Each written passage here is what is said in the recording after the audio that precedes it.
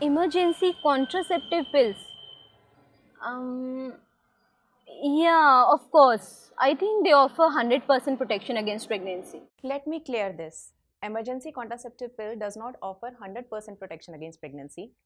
Its effectiveness is only 89%, and that too if you have used it within 72 hours of unprotected intercourse, which means that there can still be 10 to 11% chances of you getting pregnant despite using the pills. Emergency contraceptive pills. No, no, no, no, no. I am very skeptical about my wife using these pills. I have heard that they decrease the future chances of pregnancy.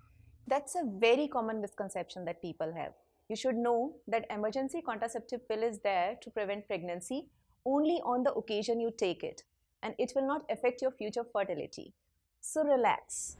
My girlfriend vomited 4 hours after taking emergency contraceptive pill. We didn't know what to do, so she took another one. I don't know if that was required. It's very simple.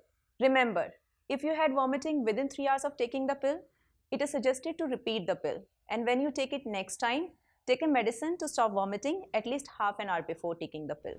See, it's very simple. If you had bleeding after taking the emergency contraceptive, means the pill worked.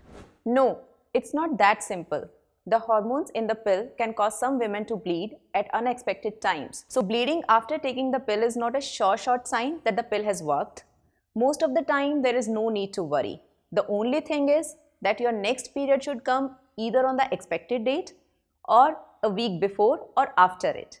And if your period does not come during the expected time, you should go for a pregnancy test. Emergency contraceptive pills should be used only in emergency situations.